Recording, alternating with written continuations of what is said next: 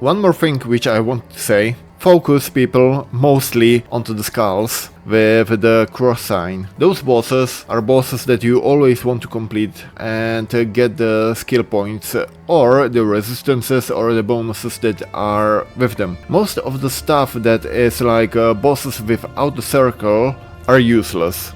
The altars, yeah, pretty much most of the time useless. The ruins, they're only gold and so on, so it's pretty much most of the time useless, so you always want to go for the bosses with the crosses. Of course, I'm not counting the story bosses or the bosses needed to complete the game, but if you have, for example, a place on the map where you really want to continue but you are not too sure, most of the time you can ignore most of the stuff. There is one thing which is a little bit bugged, I think, currently. Here was another treasure, but now it's gone, so I think they patched it.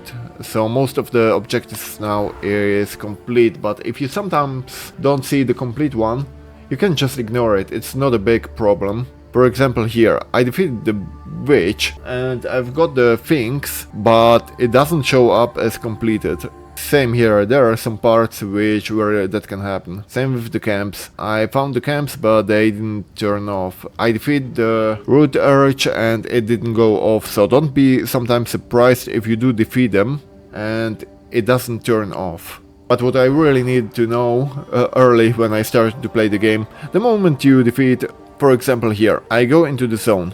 And I can just continue to go to the next one. I don't really need to care about this boss or this ruin. But no, I just explored the whole map and it took me triple the amount of time I needed to complete this one. For this, the first act, I needed 8 hours.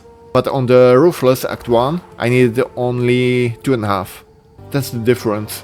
If you know what to do. If you know that you can just ignore it and go straight through it. Same with Act 2. The normal one took 12 hours, this one 5 because I played in the trials of second month, otherwise this one would take 4 to record. This one to Act 3, 18 hours, but here 4.5 or maybe 5, about that much number. Okay, so that's the thing which I wanted to warn you in for, so you can really complete the campaign really fast if you focus onto the correct things. For example, if you are here, just try to look around the edges to get the waypoints to the next areas and then just go to the area. There is right away the waypoint, you can then go back right away, then look for the things which you need. For example, if you are here, you just need to check the crypts which are right next to a waypoint and then the infested barrens, the waypoint, which is right next to here. You can totally ignore the camps, but you will need to fight the silver fist which is in the middle of the map, for example. That's one of the things which I really wanted to say to you so that you know, so you won't really do it like me and to waste like 20 more hours than was needed for the whole part. Otherwise, if I replay it now, I think I can complete the campaign in about 20 hours or maybe even 15, depending on what character I play, so it's not too long. It will take a day or two, but it's not as long as this, which took me 60 hours to get my monk to level 70, which is actually crazy. So that's why I want to put it into the first video so you know. And yes, I'm actually level 70 now. Yep, that was it for the little plug. I'm gonna put it at the end of the first video so you know what mistakes you want to, you know, like play around. Because I really found out about that stuff when I tried the cruel difficulty and then I just looked up on the map what I really need to do. So yeah, mostly focus onto the cross bosses, the ends of the little lesser objectives, like, how do I say it? Like the things which add to the flasks at Act 2, yeah. Good, that's pretty much it. And yeah, for the one more thing is that after you get the first 2 ascendancy points, which I put here. I should have put some of them here, but whatever, I already messed up, but I don't mind. Yeah, not this.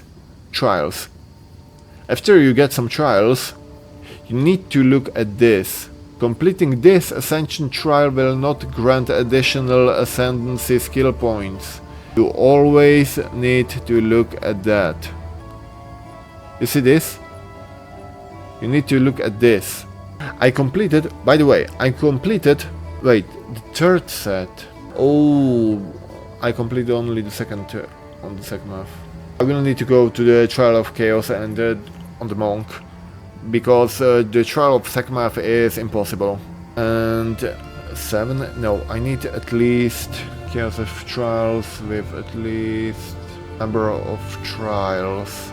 I need one with at least 10 to get the next Ascendancy, which is gonna be really annoying. But yeah, this is something which I need to do on the main account, which is this one. I'm gonna do a second account, which is gonna be my main account, which is gonna be, you know, a Terras, which that should be really easy now that I, you know, foreplayed with the Monk, and yep, that's pretty much it. And yes, I do have a hideout, because you can get it from the late game, from these places. I need to go about, where was it? Here or here? Yeah, here, felt hideout. Here I've got my first hideout. I don't have any more of them. Good. That's pretty much it what I wanted to add to the end of the first video, so you are not looking at it somewhere in the campaign. You cannot get a hideout in the campaign. And one more last thing. Always try to find flasks which gain charges per second. They are way too OP. That's pretty much it. Thanks for watching, and we are gonna see us in the next one, so everyone stay healthy and don't do such rookie mistakes as I did in my first 60 hours of gameplay.